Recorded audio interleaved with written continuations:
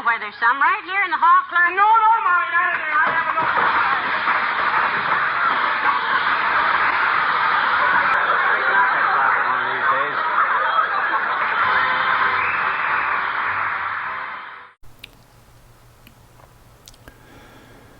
Hello there. It's been a long time, I know, and I apologize, but it's been a long time. This is the next project on the bench. By the way, I recognize that I have an unfinished one. I have a Zenith 9E21 AM/FM radio that has been in the works for a long time, and I ran into a really interesting and significant problem with that. I haven't quite gotten the fix in hand yet, so I will do another video on an update on that chassis pretty soon. But this is what we've got today, and it took me a long time to decide to do this video. And this video was prompted by a number of people on a couple of Facebook channels I subscribe to concerning old radios, and just a lot of people say, I inherited this radio, or I found this radio in my grandparents' cupboard, and I just want to fix it myself, and I don't know anything. What do I do? And so that's the premise of this video, is you've inherited Uncle Bob's radio, and you want to fix it yourself, and you don't have any knowledge or tools. Can you do that? And I guess we'll find out. I realize that I am not a fair stand-in for anybody who doesn't have any knowledge or tools. But what I'm going to try to do is show a person who does inherit Uncle Bob's radio what to do with it. And keep in mind, this is not a restoration. I'm not going to restore this radio. I'm going to repair this radio so that it will probably work. And I know Miguel over on his channel has talked about repair versus restore, and I don't disagree with anything he said over there. But the challenge here is to repair this radio, and without anything more than a couple of screwdrivers and a soldering iron and some components that you order from the internet. So let's get started. And first, a warning. Warning.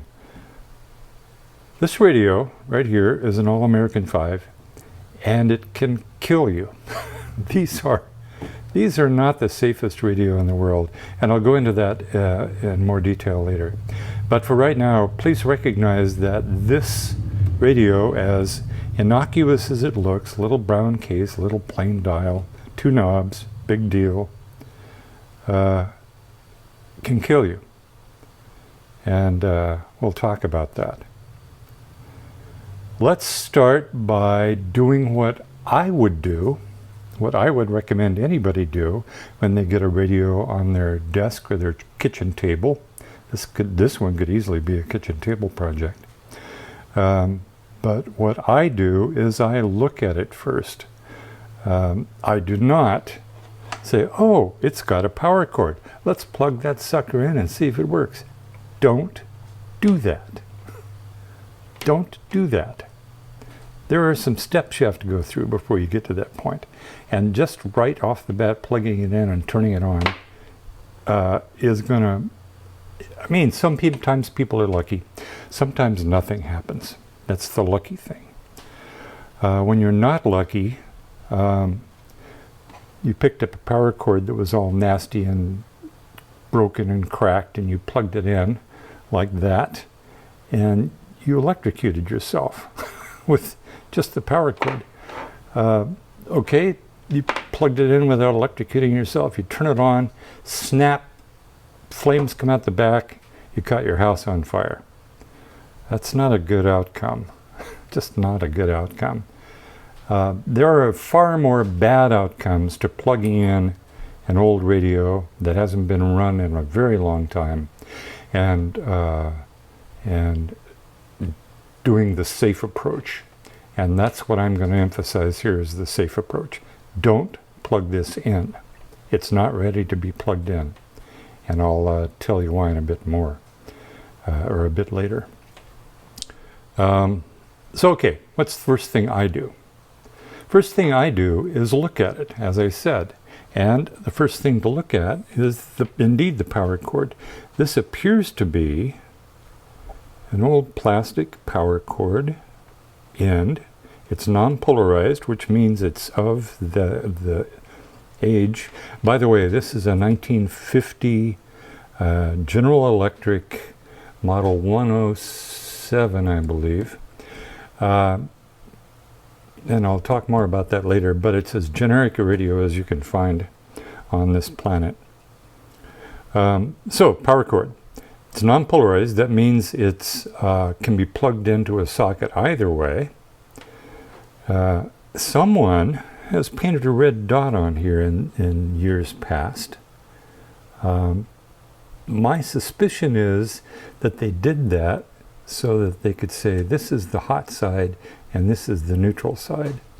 That's my suspicion. I don't know that. Can't read that dot with all that information, but that's speculation on my part. Okay, power cord. Here's an old tag. Might be the original sale tag once.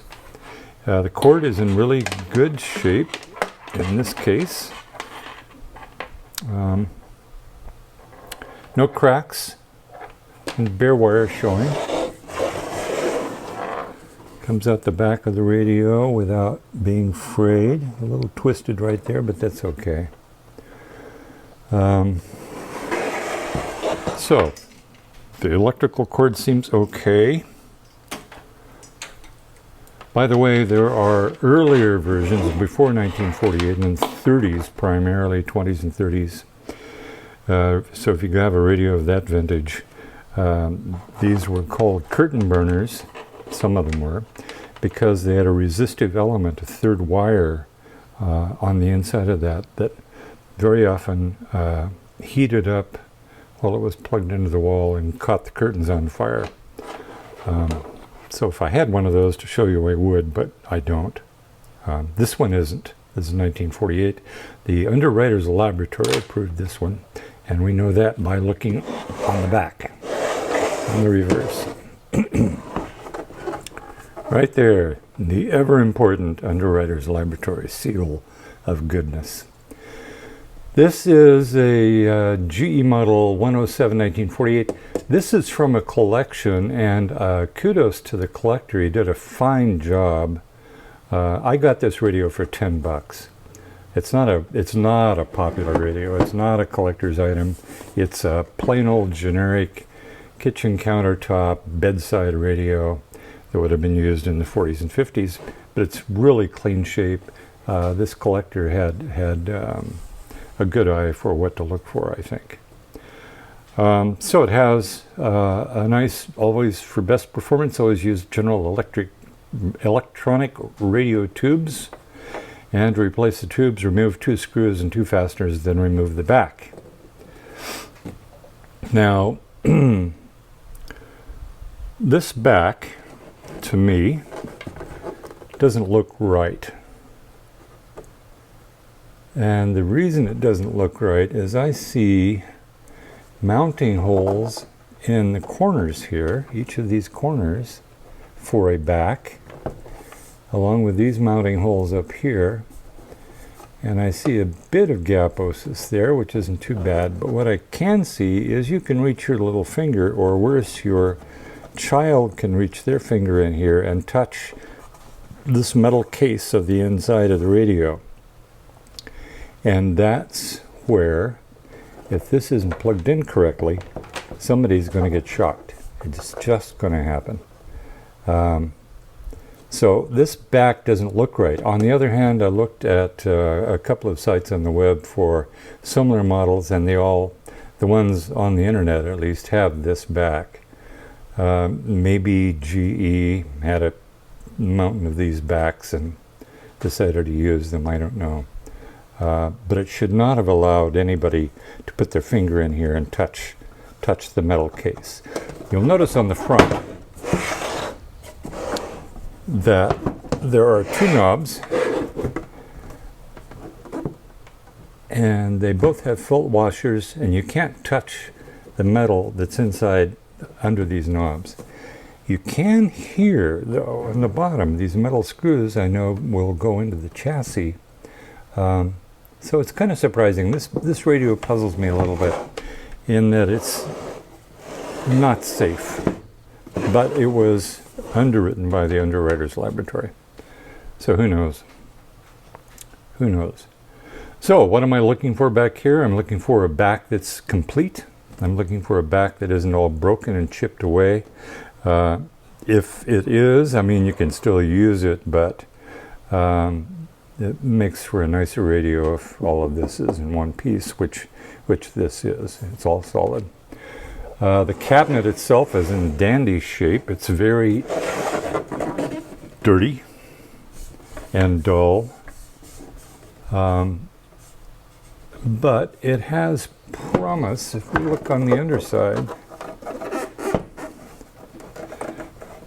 this looks to me like Bakelite. I've heard that these were plastic. I've heard a lot of people claim that they're Bakelite. This has a swirly red pattern in here. I doubt you can see, maybe if I zoom in a little bit. Yeah, right there. You can see that. That has the look of Bakelite to me. There's a way we can test that, and I'll show you how that goes. But so, considerations: power cord, back panel, if possible, case that isn't all broken or cracked, because it's a lot of repair work you don't want to have to do. And almost more importantly than anything, two knobs. These knobs, old radio knobs, are gold. If they're missing, they're sometimes hard to find. There are people who remanufacture replacement knobs for higher end radios than this one is. You might find a knob, but if Uncle Bob gave you this radio and it has both knobs, you win. It's a big deal. The other win is the dial. Now it's a piece of plastic. It's a curved piece of plastic. But what I'm interested in is that red marker right back there. There's a dial indicator back there, and if that moves, hurrah, that means that the dial string is not broken. And that's a big deal. It's a pain in the neck to fix those sometimes. So this one is a very nice example of a radio from 1948. It's complete on the outside. It has two knobs. It has a decent back. The power cord is decent. I would say at this point, without going any further, that this radio might be repaired. So now we'll do the next step and take a look at what's back here. First, I will pull these two retaining clips. In this case, they're just T-shaped things like this that hold the back in. And a lot of people use Ziploc bags. I use yellow containers to keep all my parts. If you don't, they're going to fall on the floor. And as my old friend Larry says, down there are floor monsters, and they will take them away and you'll never see them again. So don't let them fall on the floor. Put them in something for safekeeping.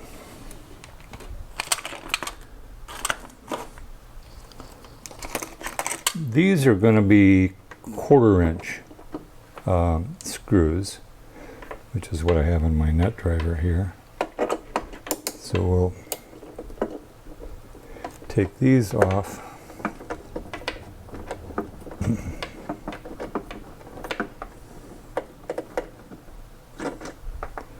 And we'll look at the next most important thing about whether you can actually repair this radio on your kitchen table or not.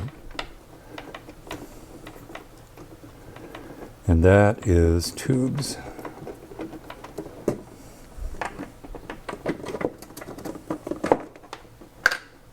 And the grand reveal. Oop, not the grand reveal. When you take one of these off, don't just jerk it back or lay it down or force it off. In this case, it has a wire right here that I can see, and another one over here that I can see. So I'm going to reach in there with my pliers. You can do this by hand, I think, and just pull those wires off. They're pins like that. And then we have the back off. And in this case, the back is an antenna, also in great shape. Sometimes these get damaged or come loose from the back, and they're the devil to get back in place because each one of these wires kind of has to be exactly the same distance from all the others. Somebody has written in pencil B, yeah, and Y, corresponding to a yellow wire here and a, well, I'd have called that G for green, but blue is close enough. So we have a back with a complete antenna. That's a win. And our first loss. Our first loss. That's a tube socket right there. There's no tube in it. There should be a tube in that socket. There are 1, 2, let's see if I can get more light back in there for you. Yeah, 1, 2, 3, and then 4 is a number 4 tube back there. There should be a fifth one right here. So we have a tube missing. That will slow you down. Oh, the other weird thing about this is really strange. Remember I told you that there was a hole here and here and here and here for mounting the back? Look at this. There are 2 little wooden blocks in here holding the back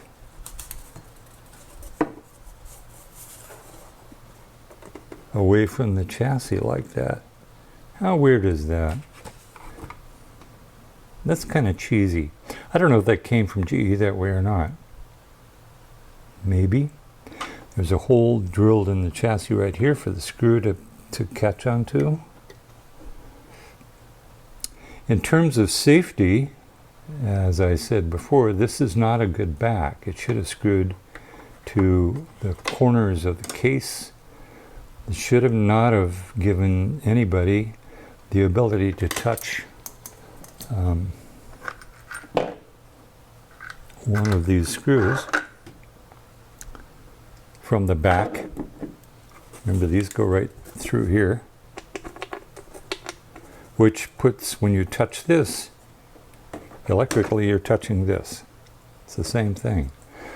That's a bad scheme. But as I said, I looked at photos of several of these and they all have the same back. I'm surprised the Underwriters Laboratory, fine institution that it is, blessed this radio. So we'll pick up those 2 wooden blocks and put them on our yellow box so they don't disappear. So we have a tube missing. Well, now it's challenging and now it starts to cost money.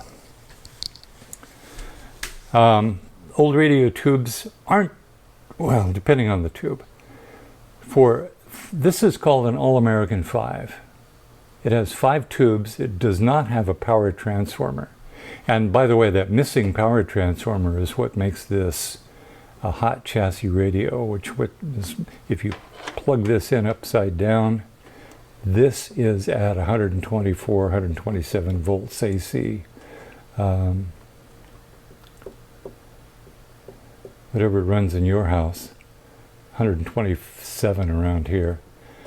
And that's a lot of voltage. That will drop you dead if you have a condition of some kind. So, All-American 5, missing a tube. All-American 5 tubes are generally widely available. They're not terribly expensive. I would say from, I don't know, on the internet from $4 to $12, something like that. It's a general range, but so now you're going to start spending money. You're going to buy a tube. You're going to buy a tube for Uncle Bob's radio. Your first investment. Let's look further at this radio, and the thing that will make this repairable is what we discover inside this chassis.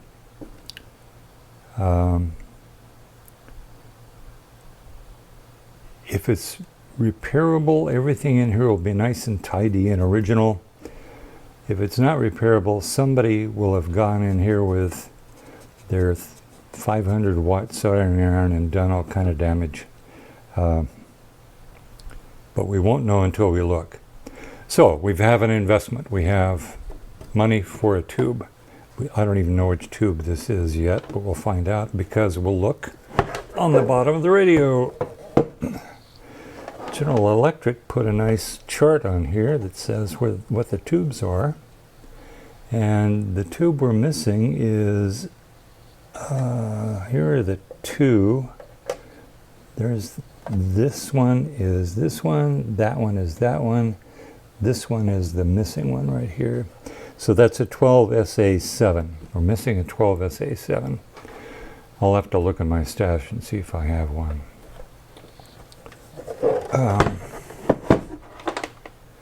So we've got a little money into this. How do we take this out? We take it out by starting at the front. These knobs, these precious knobs, typically are pressure fit. In other words, they're pushed on like this and they come off the same way. Sometimes they'll have what's called a grub screw. I mean, a little screw that goes right through the side of the shaft of the knob and tightens down onto the tuning indicator or the on-off switch in this case. So you have to look first for a grub switch, which means rotating the knob all the way through its full range on both sides and seeing if you see a grub switch or a grub screw. I do not. Which means they came off with fingers. Now what you don't want to do at all costs is put something big in here and start prying on this. It will cause more damage than it's worth to you. The easiest way for me to do it is to just put both fingers behind that and pull, and it takes fair amount of pressure to get it off, but there it is. So that's our first knob. Put that in the yellow box. This little felt washer is very nice to have if you can get a hold of it. You can buy these online too if you need to replace one, but it's nice to have the originals. Now we'll do the same thing on this side. And I have heard of people taking a latex glove and wrapping around there and pulling on the glove to get these off too. I've not had much luck doing that, but this is the method that works for me. That one was easier than the other one. There's our second knob. Oh, with a little arrow on it. How nice. Great. And another little felt washer.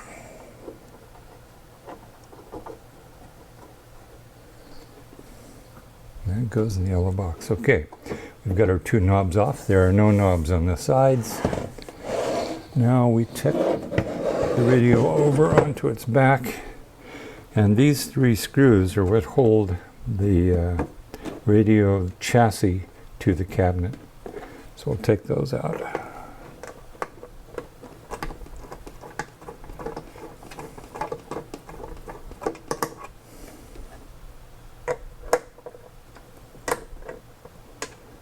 Now I haven't looked under here myself. I'm going to be surprised by what we find as much as you are. Oop.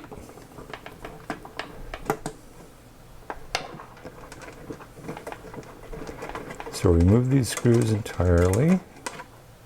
Oh wait, maybe you don't. If you remove the screws entirely, does that mean the chassis falls down and bangs into your bench? Maybe it does. So what you do is you reach back here and hold the chassis in place and take the last screw out so that the chassis doesn't fall out, so that you can remove it. And set the cabinet back down. This goes over here into the yellow box. And now we should have All-American 5 chassis ready to come out into our hands. But not quite. There are two wires here, one here and one here. These go to the speaker, which is right there. And the, speaker right there. So we have to take our pliers and unhook. Again, they slide onto, I can't see in there myself.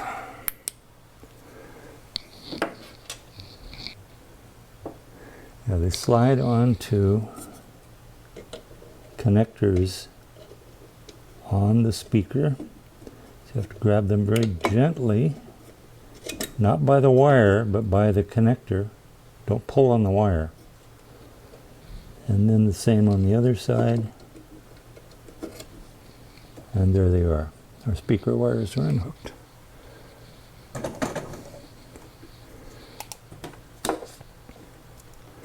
And we can pull this out and set it right here. What we'll do is take a quick look in here.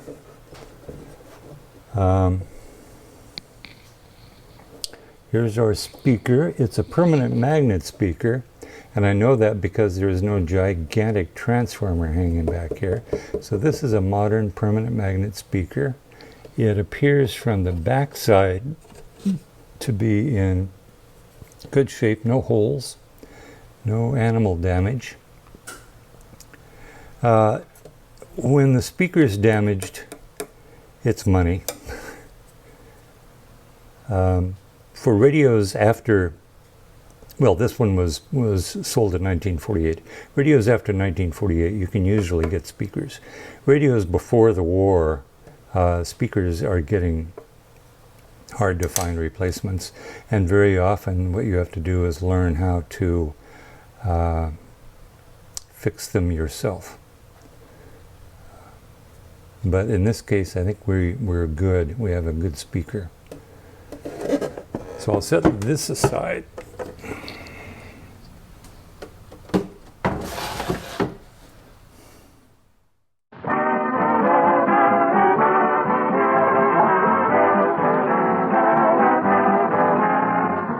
The makers of Johnson's Wax.